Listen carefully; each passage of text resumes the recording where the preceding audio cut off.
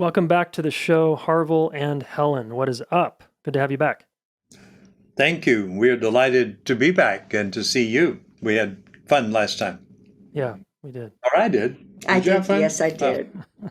Isn't that interesting? Sometimes if we're sitting next to each other as a couple, it's like sometimes we just speak for each other, but Yeah. it's like, wait a minute, is that true for you? Yes, it's called symbiosis and differentiation. You can do it in two sentences. We merge and then separate. Yeah. Anyway, Remind the listener, we interviewed you guys on episode, I think, 199. We talked a little bit about your near divorce and how you guys recovered, and there was so many gems in that. Remind the listener, though, how long you guys have been together. oh my goodness, we have been together 45 years, and we've been married nearly 39 and a half of those years. We married about 5 years after we met. Yeah. So it's been a long tenure. Mhm. The history is I was divorced and sad. And I went somewhere and Harville did a lecture. It was in a garage.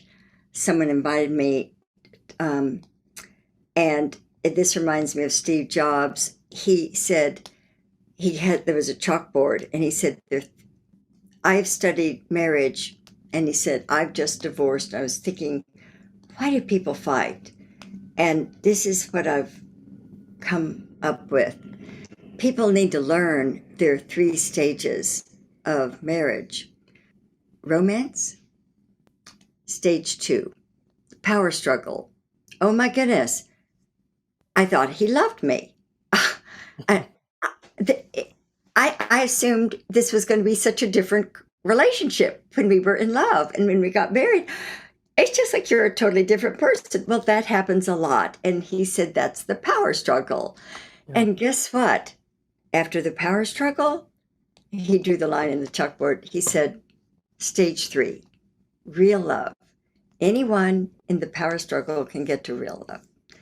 And I was getting a master's in counseling psych, and I thought, this is an interesting guy. And so we dated, and I became the ideal thought partner for him. And but I had decided I would marry the next husband. You would. I would marry. You would I would propose. I would propose to the next husband. guy to become my husband. And so we took a while. And then I said, Harville, would you marry me?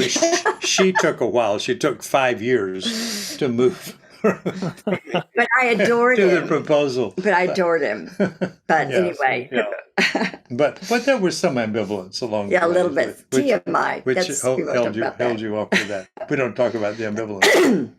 Yes. But yeah, and then we did divorce. Announce to everyone we were divorcing after 20 years of marriage. Yeah. And that was you 22 we years told ago. that story in the last one. That was so intense. Such a good story. Do you, let me ask you a question. I wasn't going to ask this question, but given you guys have been married 39 years, together 39 years, does your nervous system behave different after, say, 20 or 30 years in response to a dirty look or a look on a misread of each other's face or a tone of voice? Or is it sort of, oh, this is just my nervous system, this is just what happens. I sort of react in a very familiar way. I have more mastery and control over what I do after that. But would you say that nervous system activation continues 40 years later, or does it actually diminish a little bit or not? You want to respond to I that? can, if you don't mind. Yeah. Well, let's see how you respond. Okay. We've never been asked that question before. So that's new. Early on, Harville is the genius at simplifying the complex. And you told me not to say you're a genius, but sorry. I think he is. That's how little she does what I ask her to do. It's like, don't call me a genius. I do pretty well. But, Yes, you do. But he simplifies the complex. What I seemed to have a gift for was to think about the brain as he was talking, and then I would sort of intuitive. I think that's a left brain person. And I think and most people don't go through life thinking about other people's brains or their own. Yeah. And the way I would answer your question is that healthy relationships create healthy brains. And and Dan Siegel will tell you the dorsolateral prefrontal cortex is the part of the brain you want to live in to promote neural integration. And it releases acetylcholine, norepinephrine, dopamine, serotonin, and you're relaxed. And I have learned to live from that part of my brain. And my reactive system, I feel like I've taken control. I don't react to Harville in a negative way hardly ever myself, because I am so a believer that if you commit to learn the process of healthy relationships, you develop the part of the brain that can relax under any circumstances. It's like life looks this way now. Well, what if someone gets into a rocket and goes into outer space and they look down and they go, oh my goodness, the world looks beautiful from a distance. For those of you who are watching this, that happened yesterday. So like, everything could be different, with just one rocket taking off, and we might discover something. Anyway, who knows? So he was saying on Mars, we might be able to da-da-da. Anyway, I just think living in wonder is a beautiful thing, and it calms the reactive part. Yeah. So the way I would respond to that is to self-disclose. I think that early in our relationship that I was unevolved enough to not have what I would now call an observing ego. Yeah. And without an observing ego, then whatever triggers you, you react to. You don't, and as reality. And that I don't find myself, my neural system still responds the same way to signals from Helen, but I now have an observing ego so that I notice that I'm reacting at the neural level, so I don't put that into action. Yeah. I can notice it and interrupt it. Yep. And have time enough to make the choice and to respond differently. So it's like something may come up and I get triggered, and instead of, most of the time, I still fail to do it. If I mirror Helen back when what she says triggers me, then I don't feel the neurophysiological sensation. Yeah. I feel a little twitch, but it doesn't go into flooding. Yep, it doesn't If I don't mirror her back, then it's flooding, and then I'm reacting to her, and then that's the old scene. Yeah. So I've noticed that, and I've tried to put that. I love the question, because it's, can you move from having a identification with your experience to the becoming an observer of your experience, and then choosing your response? Yeah. And the idea is, yes, you can do that. And I think my lack of an observing ego was that I didn't grow up in a bad family. That is where I was abused, but I did lose my caretakers, and then was moved from another house lived in 3 homes by the time I was 13. And so consequently, there was with the death of parents is probably the most traumatizing, even if the parents were wonderful. It's the most traumatizing thing any child can have. And I lost my father at age 1.5, and my mother at age just as I turned 6. So I dealt with loss all my life. And so there's not, when you're dealing with loss, everything is scary, because you could lose again. So I never developed that capacity to have an observer, which Helen would call the prefrontal cortex, to notice what my neural system is doing and saying, okay, let me mirror her until we use these products. And I'm doing it better and better now, because I've done it really badly. Even since we sort of went through our challenge 20-something years ago, I still find myself doing that. But I haven't, in the past 2 years, I don't think I have acted out even once, or not more than once, or something like that, not much. So that's kind of maybe too much data about that, but I think it's a fundamental question. Mm-hmm. Can you move beyond reactivity? Right. I think And it's, we taught it, but you have to. And I think the other thing I've learned is you can, but you need something to do. Mm-hmm. And this is where to say, let me see if I've got that, Helen, instead of what in the hell did you say? Yeah. Makes all the difference in the world is what the response is. Totally. Gosh, thanks. I want to possibly come back to your families of origin if we have time, but we'll flag that. Sure. Given the state of the world right now, there's so many questions I have for you two since you've been at this for a long time and you have tons of wisdom in there.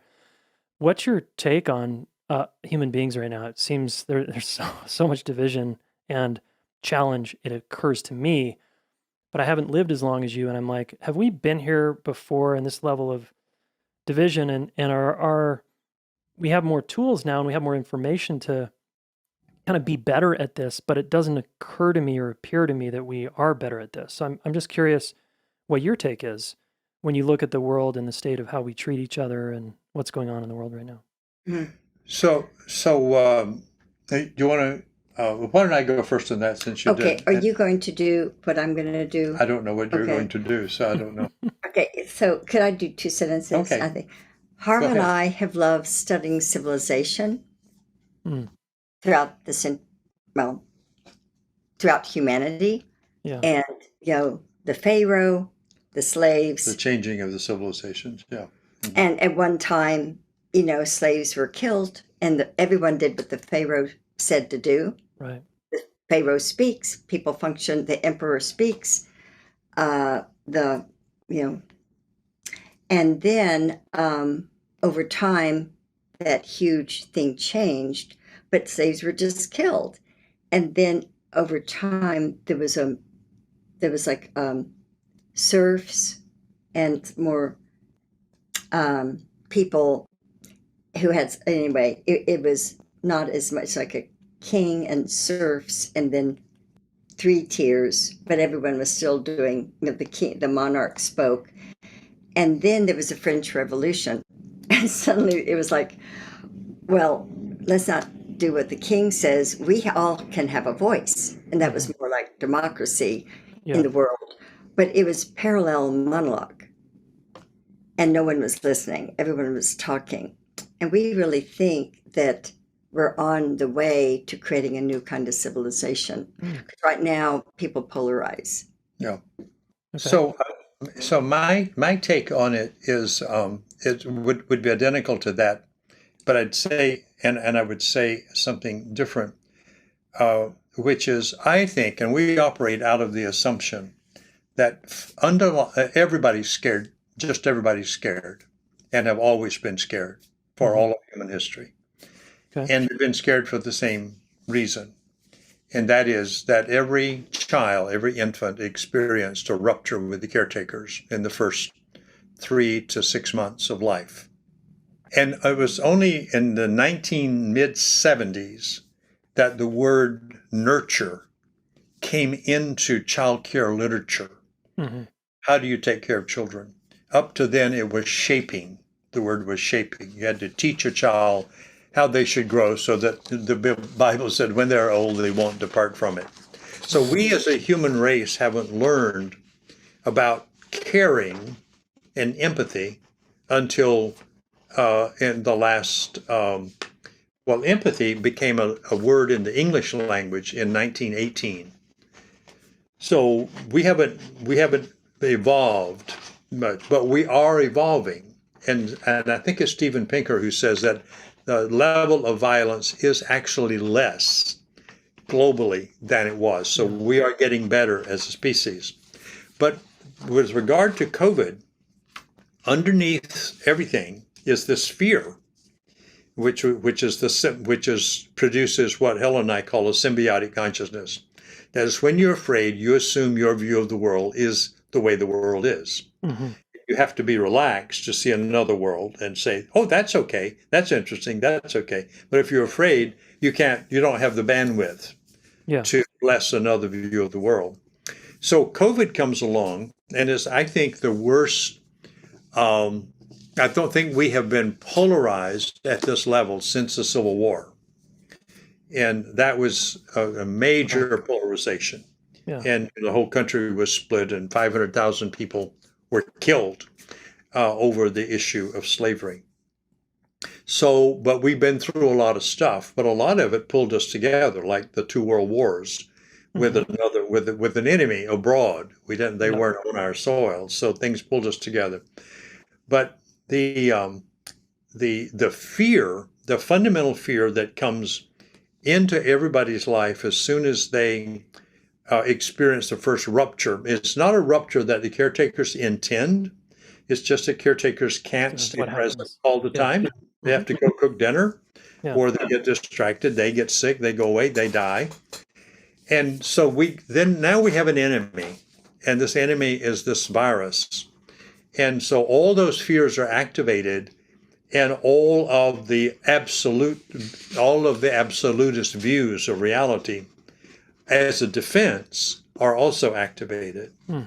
So then like they're in families. We have a very couple who have family in which two of the children in their family will not do the vaccines.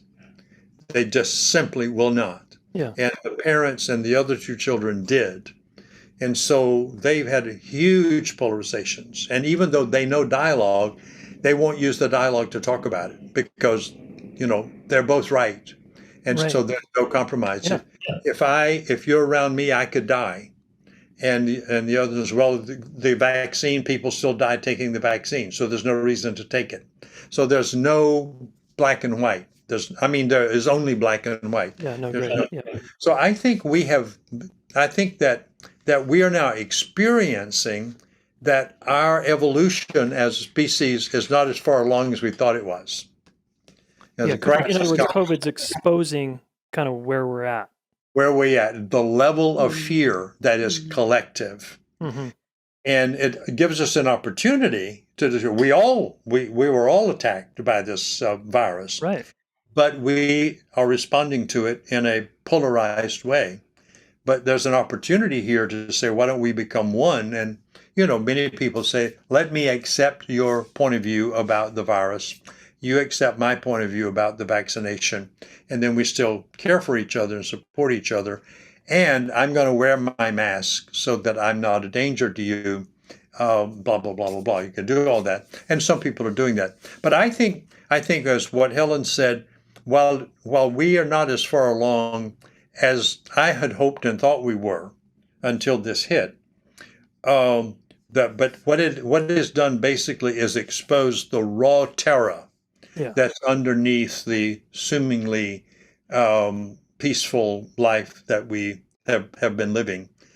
And that we are on our way because we now have tools like care came into taking care of children rather than shaping them. Empathy has come in as the best thing a leader can do in a company is be empathic. Who said that? That was said the past year. That was the first time that ever got to companies. So things like that are beginning to happen. Our work, is beginning to happen. Is that if you can talk without judging and listen without criticizing, you can connect beyond your difference.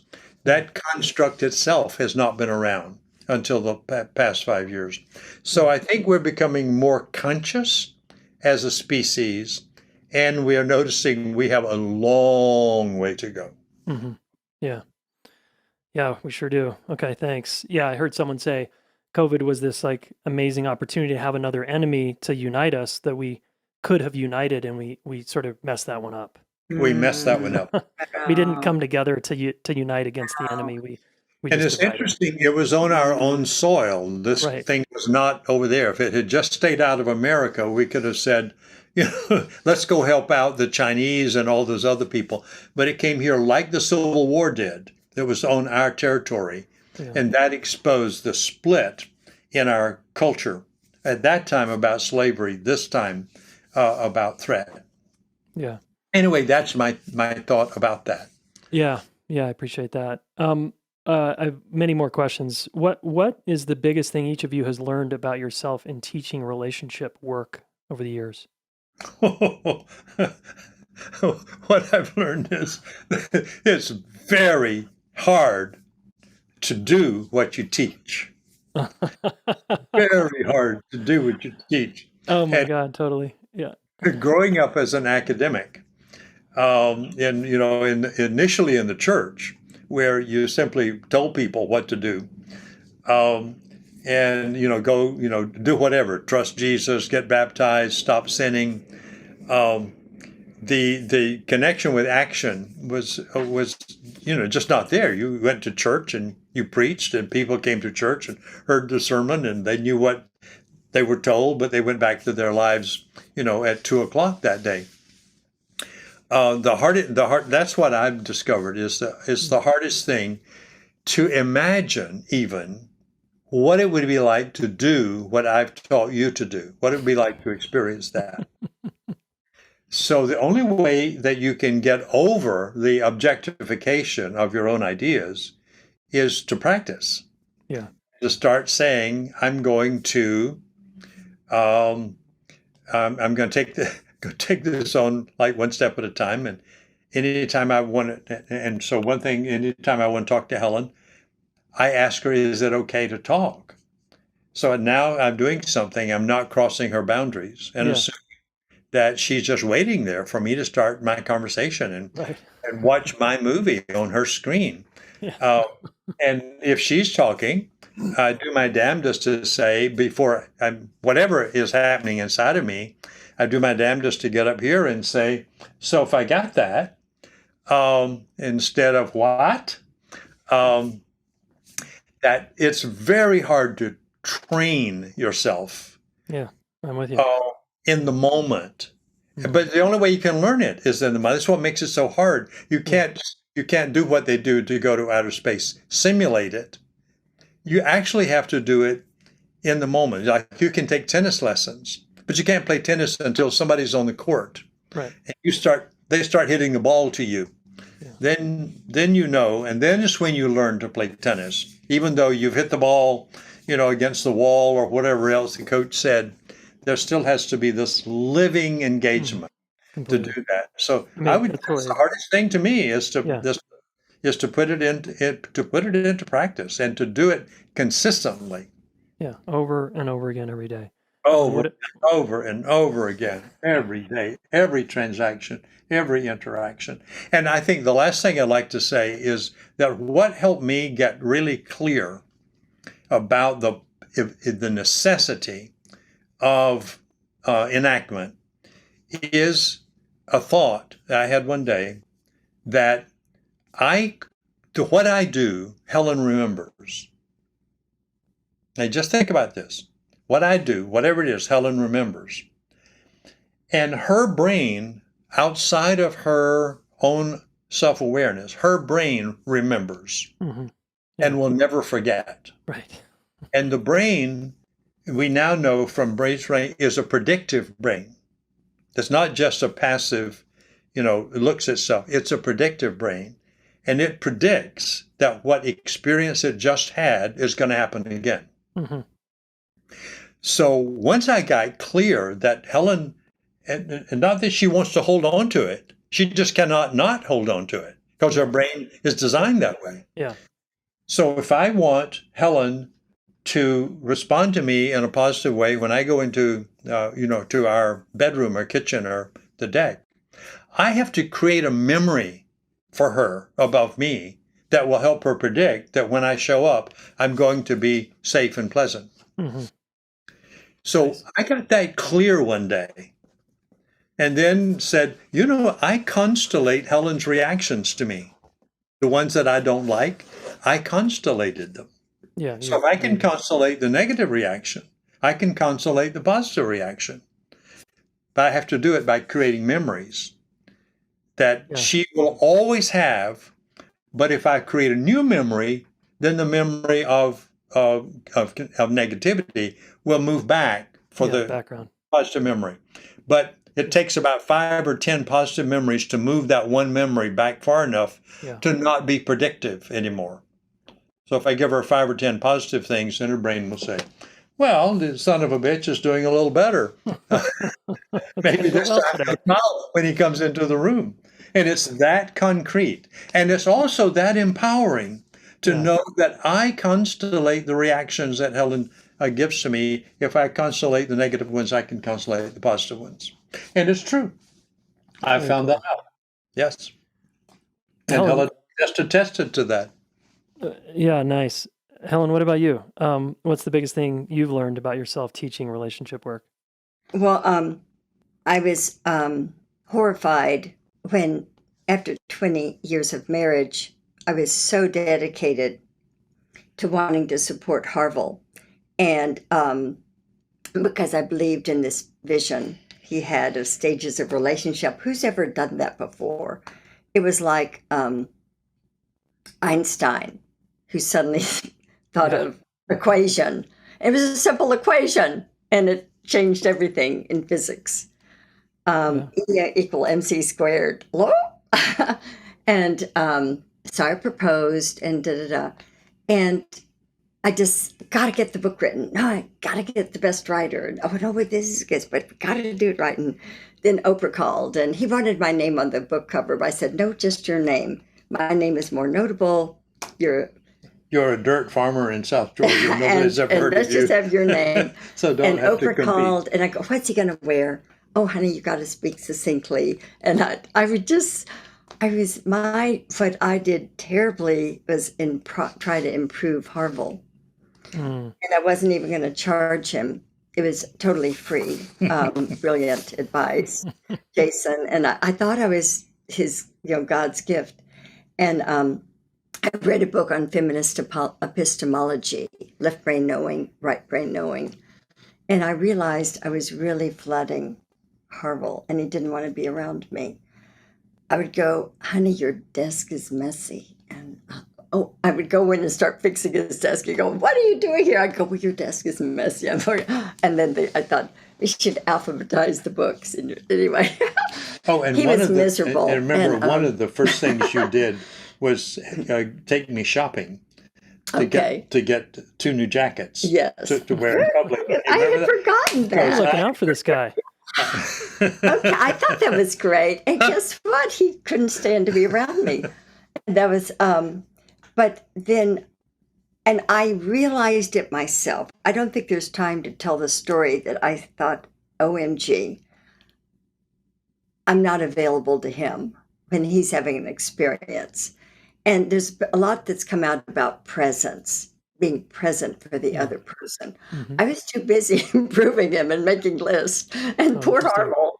And so it was like a whiplash.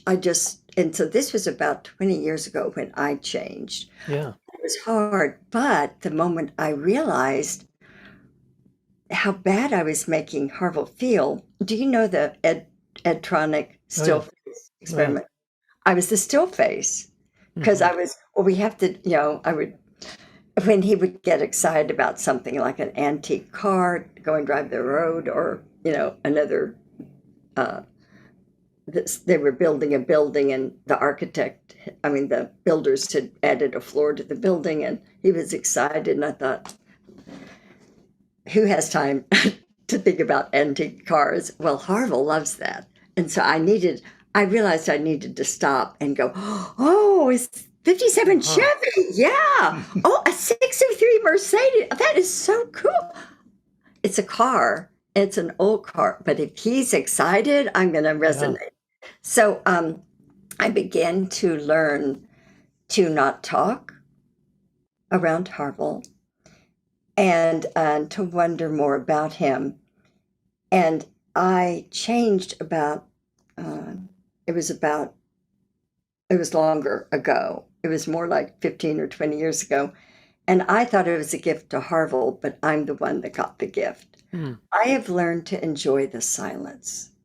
I've learned also I love listening to Harville. I love not talking. That's so because I'm brilliant. Yeah. So for me, genius, right? I just did buy in communicating according to our self-conversations. If someone says something, rather than my first thought being, do I agree or not agree? I go, the listening rate it sucks. So let me see if I got it right. So I go, Harville, is it okay if I mirror you back? So if I got you, I think I heard you say so and so. Mhm. Is that right? Yeah. And is there more about that? Yeah. And then do the sentence stems, and I just feel better. And I love. So I was really, for a while, I thought I'm going to ask him more questions instead of giving him advice. And now I think, why am I even asking him questions about his day? I would ask him questions about his day, thinking he would appreciate that. Maybe he doesn't want to talk about his day. And so I'm a lot more silent around him, and then I'm calmer. So, and so what I know, Jason, is the value system of the culture is to be the best. And this is something Harville talks about. What the world needs now is information about relationship. And we were really wowed with your book. And the last time we were on, and we think we need to spend more time getting the word out. Yeah. That if people commit to learning about relationships, that's the happiness. We just met with a Harvard 80-year study. People what makes life worth whatever. Yep. What was worth, now that you're aging a lot, and you look back on your life, what was important to you? And it wasn't the amount of money they made, their degree, the number of cars, the number of second homes. It was their relationships and their family. So we want to work with you and any of you listening to this.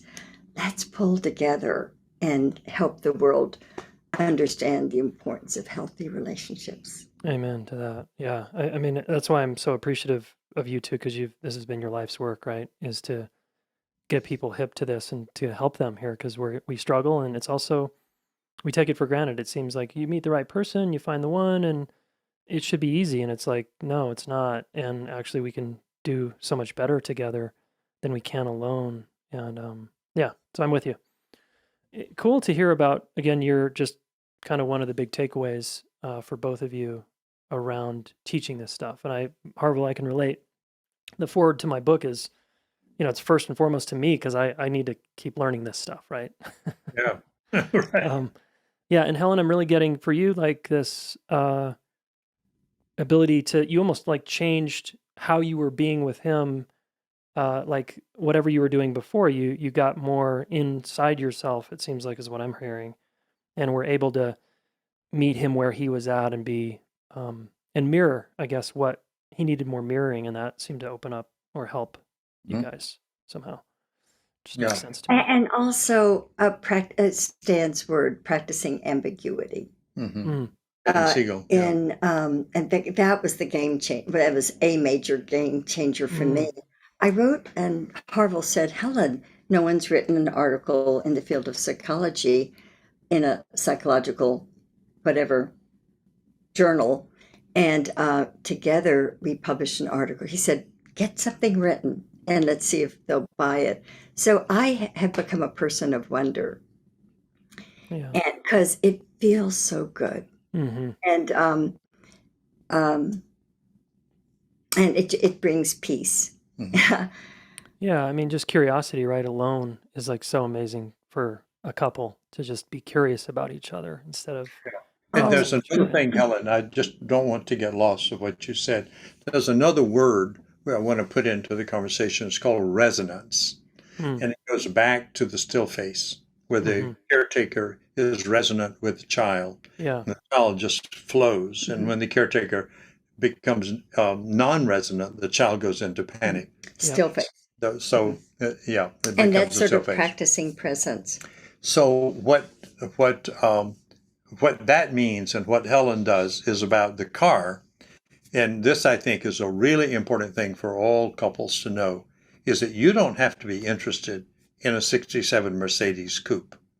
Yeah. But if your partner is interested in one, and when he sees one or she sees one and says, hey, there's a 67 Mercedes coupe, instead of saying, so what, you say, wow, you really enjoyed seeing that car. So So that you're seeing your partner see the car, like that's what matters here, right? Is you're seeing them in their joy, in their excitement. and so you join their joy Yeah, by amplifying it. You don't have to love antique cars, but you love your partner's love of antique cars. exactly. Nice. When they're high on their own values or the thing they care about, it's like, wow, seeing them in that. Yeah, that's beautiful. And we did a series of work a couple years ago, which we're trying to revive. And we'd love to talk to you because maybe you'd give us advice on how to do it.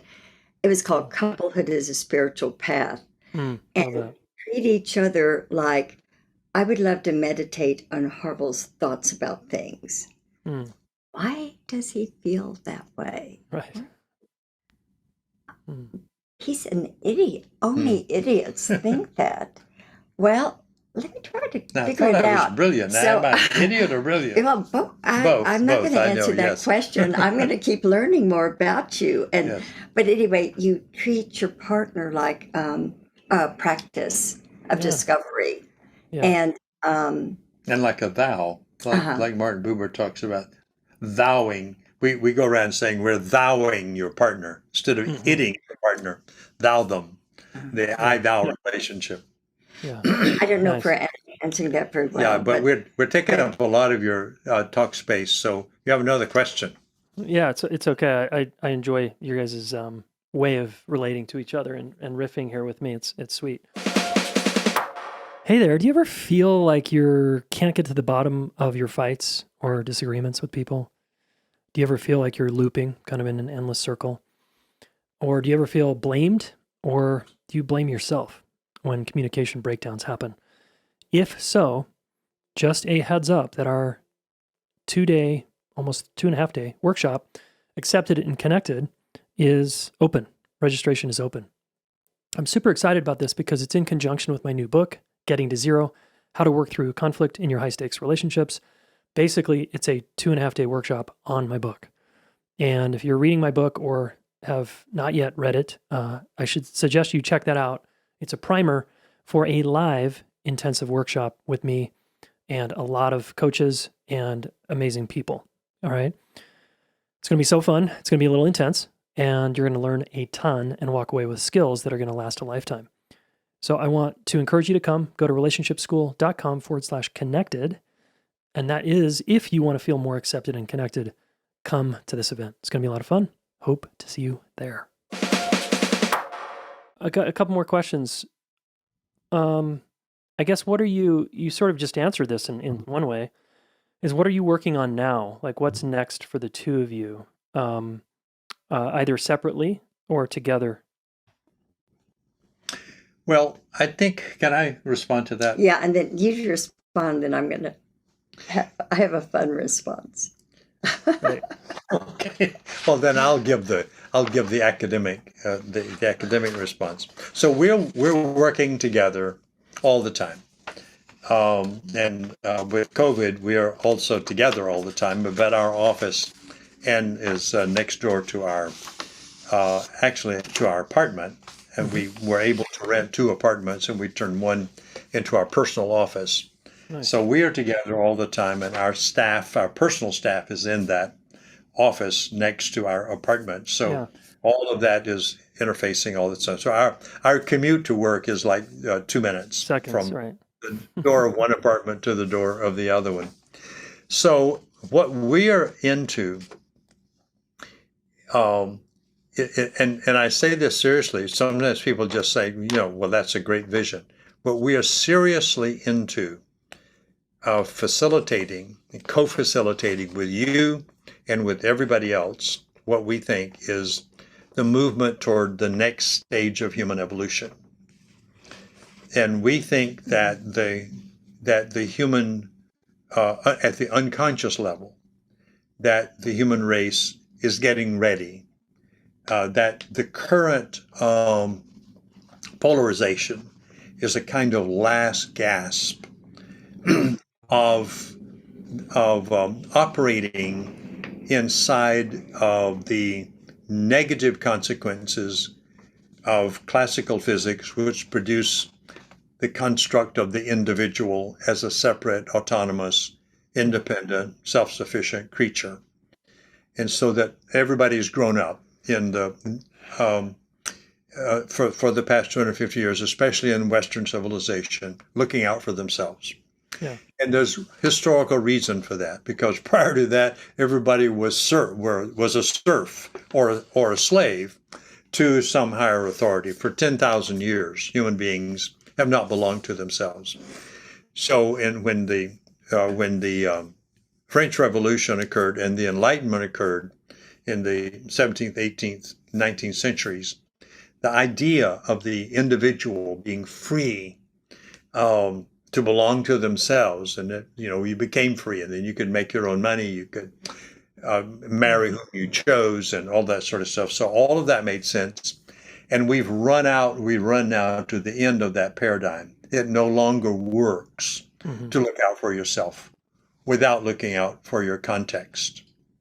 And the Earth, the planet's response to us, is a great indication that not taking care of our context, which is nature, we are now in danger of nature getting rid of us. Nature's not going to go away, right?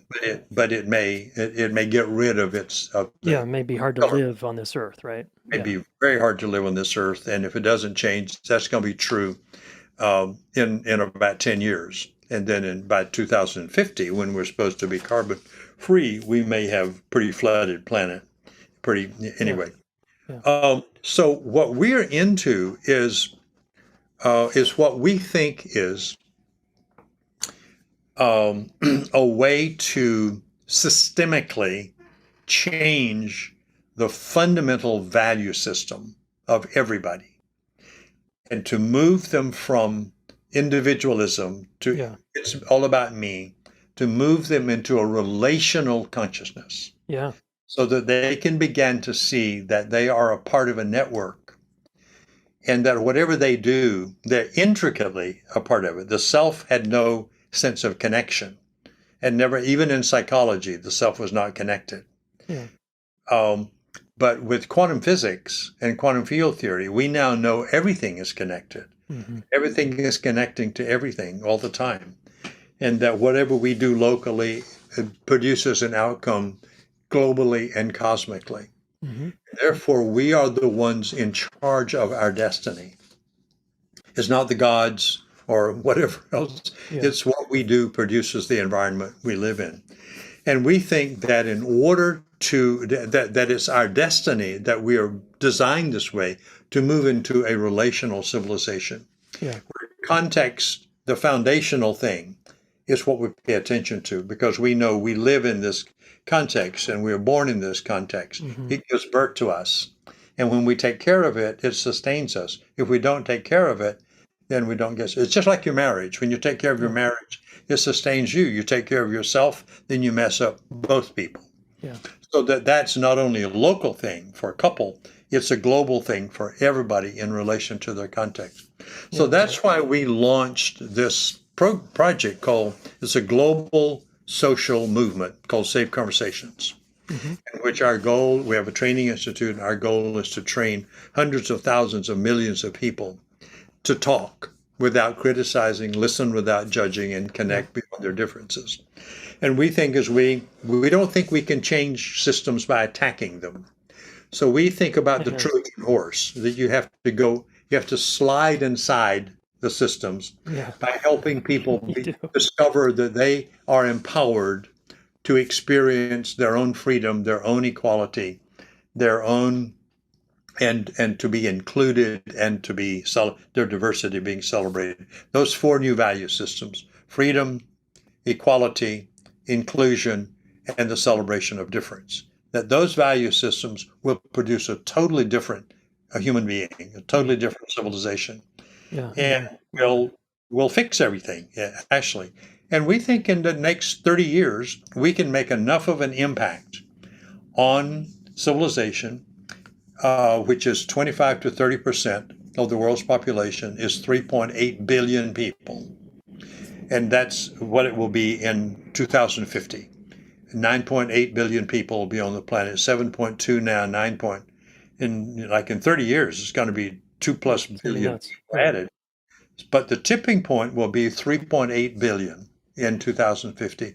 At that point, we hope to have trained, taught, and they integrated into themselves the capacity to interact with other people without pissing them off. Just simply that. We don't need mental health. We don't need complicated therapeutic procedures. We need the ability to interact with another human being and connect with them instead of polarize with them. And what people we think need is a tool. And this has been recommended ever since the Vedics, 7,000 years ago. But nobody had tools. The biggest tool was meditation, to go inside and take care of your relationship to ultimate reality. But we think that we now have a tool, and the tool is an interactive capacity. We know exactly, if you do this, we know what your outcome will be. Yep. And so that you're in charge of that and you can do it. And we can train two people to do it. They can train two people to do it, and they train two people to do it. That ultimately you have 3.8 billion people doing it. And then the current system collapses. And the new system evolves, and we now live in the relationship of our dreams as a species, not just as married couples, but as a species. And basically, all human beings want is peace. You know, if you look at all the literature and all the religions and all the psychologists, if you get it all right, you'll be at peace. You can meditate yourself into peace. You can take drugs and get peace. You can go to church and get peace. But we have no peace at this point. But we want it desperately. Right. It's everywhere, and we'll do anything to get it. But we think we've got this, and I know this is absolutely arrogant to say this. So don't say we're arrogant to say it. We know it already, and that it's grandiose to say it.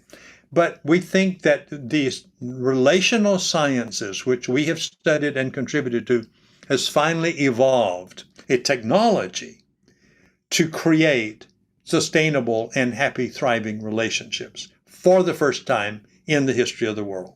So we can't blame past civilizations. They didn't have the technology and the vision. I mean, even Jesus said, love your neighbors, you'll love yourself. But he didn't say, here's how to do that. Here's how, right, exactly. Yeah. Now we know how to do it. And what we plan to do is to make that available to 3.8 billion people on the planet. And we think that'll take us 30 years. And I plan to live another 30 years. I'll only be 116 by then. I'm 86 now. So I got 30. I want to see this happen. And I've said to God, if you put me on this journey, for God's sakes, don't take me out until that tipping point happens. Yeah. And, tipping points are very slow. So we'll see something happening in 10 years, and we'll see more happening in 20 years. Mm-hmm. But in 30 years, we'll see the flip. And then it will be, of course, relationship is foundational. And the thing that adds to this, Jason, that I want to say is in the past 2 weeks, we're really looking at what's the ground for our fantasy. And you have to ground it in reality and in nature. And so we're grounding it in quantum field theory. And what we discovered in the past 2 weeks is that there is a quantum physicist with all the credentials that Einstein had, who has said, and his thing is there a thing at the bottom of things, or is it the relationship between things that's fundamental? And he said, it's the relationship between things. And there's now a new relational physics that is moving away from particle physics, which the particle is everything. This particle. Yeah. Now it's the relationship between particles. The relationship between the particles, and that is fundamental reality, not the particles. The particles are derivatives of the relationship. Yeah. So we found that our psychological construct about that suddenly has its ground articulated by one of the most outstanding quantum physicists on the planet. So we say, well, hell, it's a part of nature, so it's going to happen. Yeah. Pay attention to the space between, and you get an outcome that you can't get if you pay attention to the space within.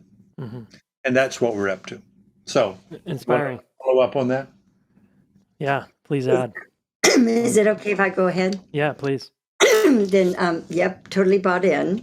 Yep, you have. And, Helen's running the organization. Well, I am. I don't think that's. Well, I mean, you're But anyway, you are responsible, as you have been indispensable in Imago in its development. Helen I have is a responsible role. because she I have a has role. to know how to create businesses and how to make them work. I don't. Okay, I know how to have conversations like this, but Okay. Helen knows how to put wheels on the wagon. Yeah, I have in the past. I have a history of successful Yes, you have. organizations that have taken off. Yes, you have. I'd like to make 4 points. 4 points. I'm going to start someplace very differently. How are people going to handle? I mean, what do you do with COVID and then the relationships? But I mean, it's just a time. It's a time to worry, not wonder. But things are not going as planned. And there was something that I discovered maybe 15 or 20 years ago, but it's been in our workshop. And I read an article about a word named solely, Soelly. And it meant a kind of bliss, like St. Francis of Assisi or the Maharishi, the Bhagavad Gita. People, you follow things in Zen, and da da da. And this was solely Soelly. Mm-hmm. And in the dictionary in 1297, 1213. They split the word and into pious and holy because they felt like there was mixed, and pious meant, Pius said silly. I'm sorry, pious is observant to practices, religious practices. You're very pious. Silly is a derogative, and a derogatory comment. It's like worthless. And in our workshops, we've been saying, if you want to be more holy, you need to be more silly. And we brought humor into our lives. Yeah. And we encourage all couples to bring humor in our lives. When we divorced and changed our mind, Harville, guess what? Sharecropper's son, dad died, at 3, mother at 6 or something. Hard. And he never had fun in his family, and I never had fun in our family. So we didn't know how to laugh, and our kids were miserable living with us. They didn't have any fun because we just were not a parent that made things funny. And so I got Groucho Marx glasses for Harville and me, the glasses with the rubber nose and the mustache, and we put them on at night before going to bed. I said, let's tell jokes before going to bed, and let's have some laughter. Thank you for laughing right now. And then we brought joke books for our kids at dinner. And so one thing I would recommend to everyone, have fun at home. Like figure out how to commit to have fun at home. And then music in your home. So here is a big surprise. We have never admitted this to anybody, and now we're telling you. Oh my gosh. Okay. So we're coming out. We're coming out Great. as people who love dancing in their kitchen because of the music. Harville, for how many years? Anyway, every 43 years we've known each other. He doesn't like dancing. 45. He will not dance with me. And we relate in other ways, and I don't see why I won't a little. We have global Imago meetings, conferences in one city. People come from all over. A 5-day conference. Different Imago therapists present their theories. There's meetings of pre-conference meetings, and then after the meeting, there's the faculty. So it's about a week of meetings. Yeah. But the last night, right before then, the faculty meets after everyone else goes home. It's at the banquet in a ballroom in a hotel where everyone is staying, and we hire a band, and we have a dinner, and we present awards. Yeah. After Sounds fun. people, yeah, thank you. Well, not to him. Then the music starts. There's this dance and afterwards. He always. Right. So Harville, you The listen to dance. that, get with it. So he goes. So I want to go. All of the therapists go out and just. A lot of them have their partners there, but also they love dancing as a group. And I say, can we go? And he goes, Helen, you know I don't like dancing. So you get one dance. Yeah, Got he one goes, song. maybe one. So we go out and, and I begin to flow with the other therapist. And, we wave and laugh on the dance floor. And he goes, Helen, I'm really tired. Yeah. Bye. And so he goes, and I stay a little longer. Well, he's just never wanted to dance. Yeah. And for some reason, we put music in our kitchen this year because COVID sucks and Right. Delta and life sucks, and our kitchen doesn't have to suck. It can be fun. Yeah. And I put this music on. Guess who started dancing? Nice. And we, for the first, we've even taken photos of ourselves. Well, not very much, but we sent them to our kids because our kids have never seen us dance. Yeah. So anyway, I guess the first message in that is don't give up. Keep trying, and bring. Maybe someday he'll have fun. You Yeah. cannot control the. Well, life is serious, You you know. can't control That's right. viruses, and you can't control the world. You can control your home. Yeah. Your kitchen. And what we know, if there's structure, there's safety. Mm. And if there isn't structure, there's anxiety. So here's a takeaway for anyone listening. As Harville said, and he would say this to me, I teach this, I don't necessarily do it. So we didn't bring structure like the dialogue into our family. No one was dialoguing. The kids hated to be at our home. Yeah. Yeah. They hated growing up with us. Yeah. And To a point, anyway, maybe. but I bet that's not entirely true, but I hear you. teenagers. So, and they want to be with their friends. They don't want to be around their parents. But about 15 years ago, we do have funding that we can give our kids because I'm from a family that can do that. And we met with the kids and we said, you will never again, you have enough funding because they're adults and you can buy a house, you can earn another degree, that's it. Now, those of you who would like more funding, you have to use a dialogue. You have to use our Nice. process and or not another penny. And if any of you are really rude, you're left out of the will. Like we just bribed them. Everybody is having fun and we're all dancing and we're having these rules. And one of our daughters is married to someone, they have 6 kids, and they are not allowed, the kids, unless they cannot whine. They have to ask for an appointment to express a frustration. Mm. And they can't fuss at each other. There's no way. And the kids, if they're mad at each other, the parents have to put them in a dialogue. And they have an amazing family. Yeah, it's so this is just That's so something cool. we're recommending to all of y'all. Yeah. And what we love about our work is it's structured. And when there Totally. is structure, there's no safety. And if there's no safety, people don't connect. Yeah. Yeah. And your structure, you're talking about safe conversations, right? It's very, Yeah. very structured. And I've seen you guys do it. And I've watched the really powerful video. I think at the Interpersonal Neurobiology Conference, I got to see the video of you doing that with just, hundreds of people. Oh, It's yeah. super inspiring. Yeah. Now you're adding dance as part of the safe conversations. Is that what's going on? Again? Oh, yes. You're adding dance at the end of the safe Adding conversations. dance. And Now, yes. whatever is silly.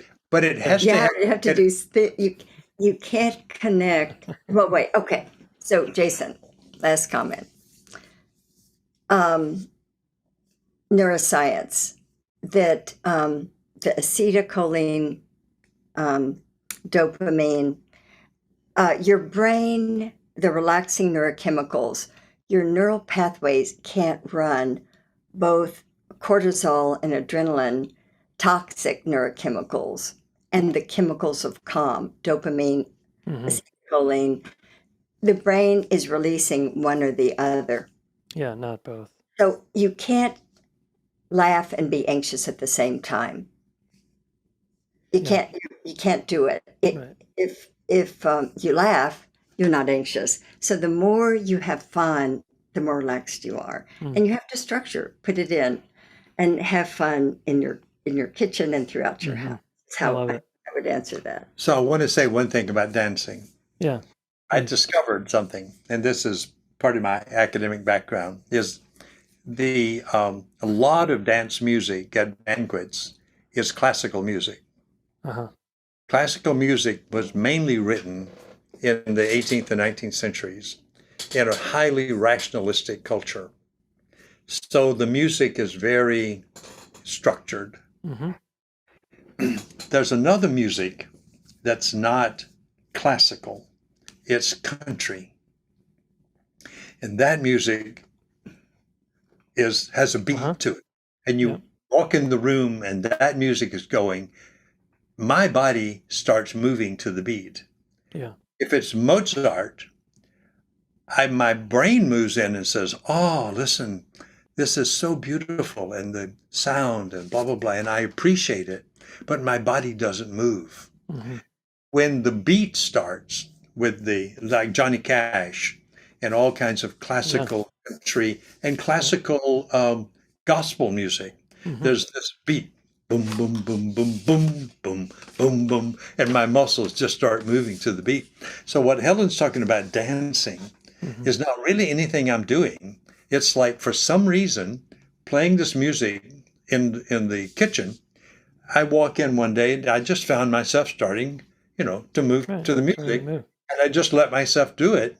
And then Helen sees me and she joins it. Oh, it's So so it's like cute. It's so something dear. something It's changed. so And good. what I realized was left brain music is not dance music. Yeah. Right brain music is dance music. Okay. So So Helen don't she had a new playlist. She figured right. out. Yeah. Actually, our kids, it was Mother's Day and my birthday. I said, "Do y'all have any fun playlist that we might?" Yeah, and they've been sending And it. The kids but have been playing I that thought we would beat just be music. listening to them, but I didn't realize. So I'm going to make another point.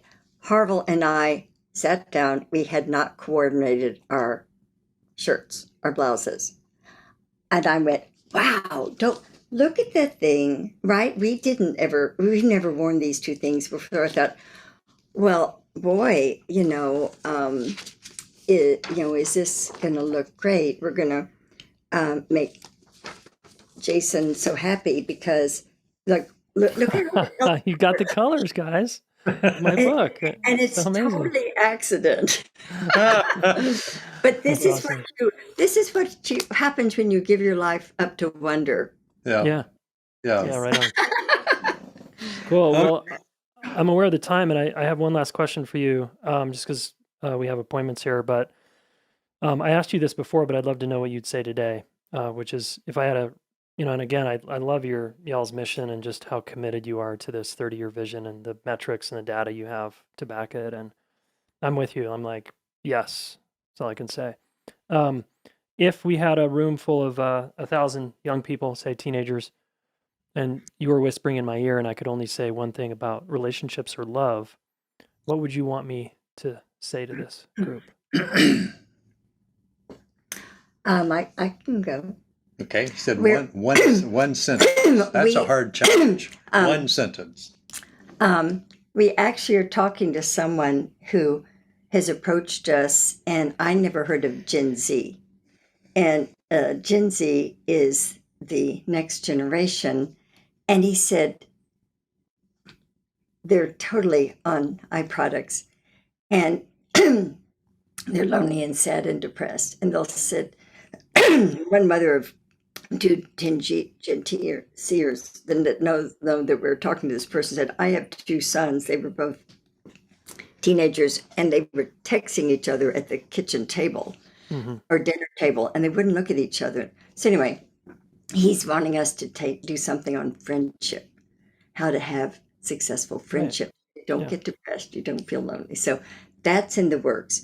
But I would just say to young people, take time to listen and to mirror back what someone said Mm.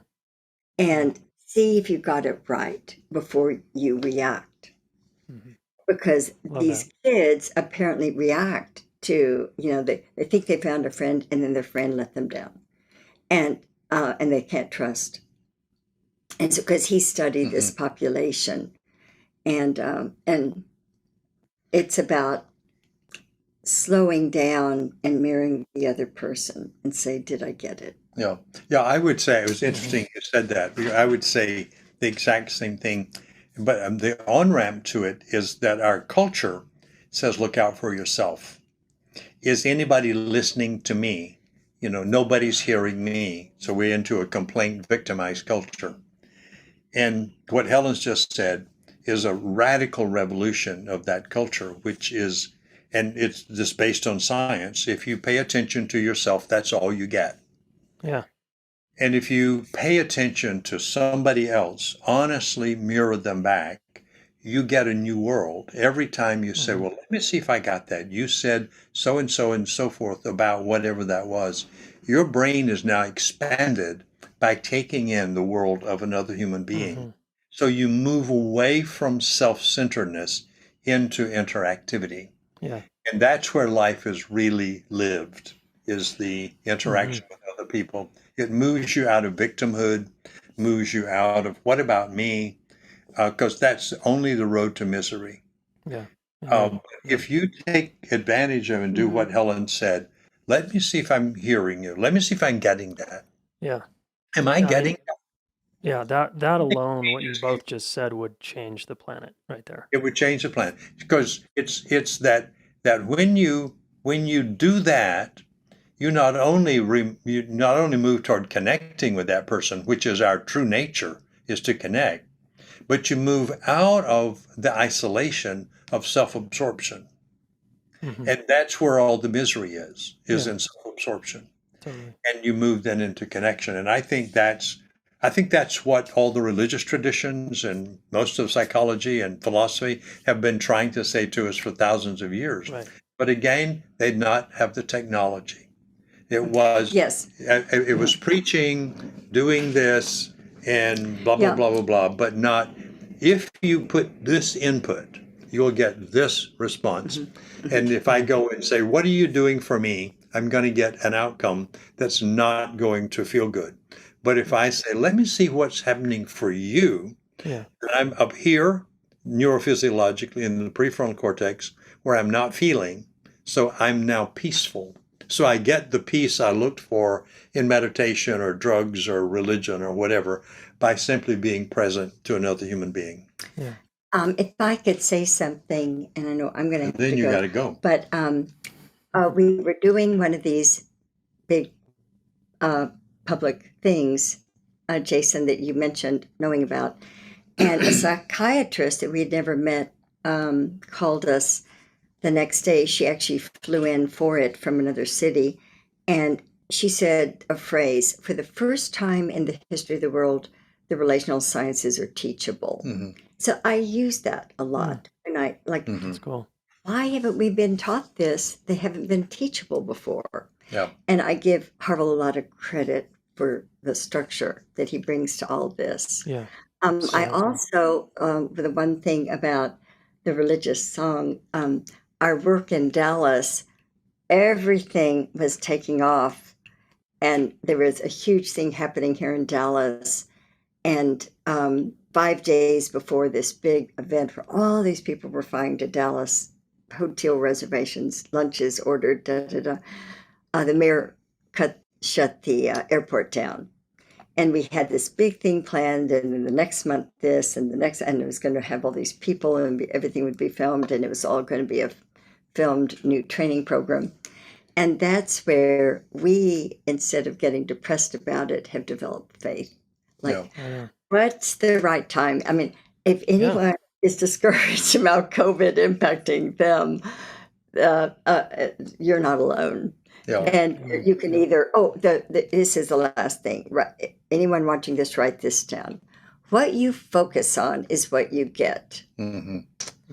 So if you focus on especially the problems in someone you know, That's what you get. if you focus on that, Yeah, you get problems. Yeah. Yep. and if you live with curiosity and wonder, you get a different response. So I think the one sentence I would say is talk without criticizing, listen without judging, and connect beyond and in spite of your differences. Mm-hmm. Love that. Amen to that. All of it. Guys, thanks so much for You're coming welcome. back and chatting with me. Thank And you. really deep gratitude for what you're doing in the world and just how you're showing up and what you're sharing with all of us. Thank you. Likewise. Thank you very much. We appreciate you and we wish you every success because this is what we're all after. Zero negativity, getting to transcending conflict. And that Amen. means, write this down too, any of you watching, learn to ask for what you want. People know what they don't want. And that's what they talk about. Asking for what you want, see a therapist and let them, how can you ask for what you want using center responsibility so you get Excellent. it? Where can people find you too? Where's the best place? Well, there are two places. Harville and Helen .com is our personal website. Okay. And safe conversations, one word, safe conversations, plural.com is our project website. That's where the global social action thing is taking Okay, place. excellent. If people want to become a part of that, they can. Just go there, you see how you can on-ramp. You can be trained to be a Safe Conversations workshop leader, presenter, and help us distribute this to 3.8 billion people. We need you. So sign up. And we want to follow Jason. So And we want to follow Jason. All right. great to see you. Thanks again, guys. We'll put all those in the show notes. Appreciate it. Take care. Okay. Bye-bye. Have a good one. Take care, guys. All right, action step. Go to harvillandhelen.com or safeconversations.com. You know, this is so cool. They have such a bold vision. 3 billion people. It's just so big, right? 30 years, 3 billion people. And Harville's a numbers guy. He's kind of a physics guy. So I know he's done the math, and that's probably an accurate assessment. Okay, wow, we've got to reach 3 billion people in 30 years to change culture. Who does that? Who puts numbers on that? This guy does. Anyway, it was lovely to spend time with them. I felt like I was in their home just hanging out. It was sweet. And hopefully I get to do that one day. All right. So check them out, support their work. I think you can become a Safe Conversations facilitator. It sounds like pretty easily. I don't think you have to be a therapist or anything. So go support them if you resonate with their message, their books, what they're up to. Yeah, so cool.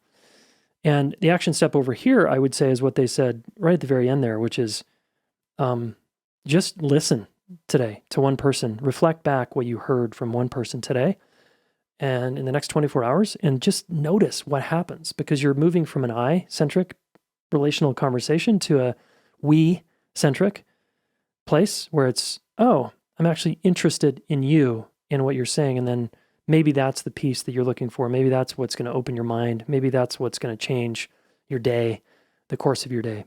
And what Helen said, what you focus on is kind of what you get.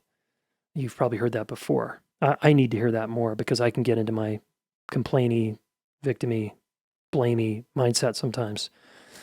So another great reminder for me. Thanks, Helen. Okay. Go out and live this stuff, guys.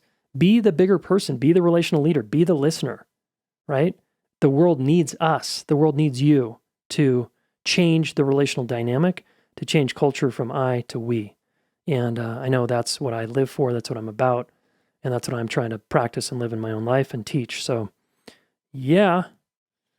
All right. And if you haven't seen their endorsement of me and my book, you should check it out. It's on the back cover of Getting to Zero, How to Work Through Conflict in Your High Stakes Relationships. I was super grateful that they took the time to read the book and endorse this thing. Yeah, allies of mine, these guys. So cool. All right, everybody. If you want the practical hands-on learning, of course, come to our 2.5-day event, Accepted and Connected. You can find out more at relationshipschool.com/connected. Make sure you're in our Facebook group, and that's relationshipschool.com/group. We'll take you right there. You have to answer a few questions to join. Okay, y'all, thanks, and we'll talk soon. If you're in pain relationally and you need immediate support, our coaches can help you. I've trained almost 100 coaches at this point, relationship coaches that are amazing humans, and they have the chops to help you get through this hard time, this hard moment you're going through. Or if you want to actually hire a coach and have someone in your corner to continue to up-level your communication skills, your listening skills, your conflict skills, these folks are incredible, okay? So all you need to do is go to relationshipschool.com/MRC. That stands for My Relationship Coach. So relationshipschool.com/MRC, right? If you want immediate, direct, effective help, check them out. Hey, thanks so much for listening. Please subscribe to this YouTube channel. Share one of these videos with a friend. We want to help the planet get their act together around relationships. And you are one of them, so thank you.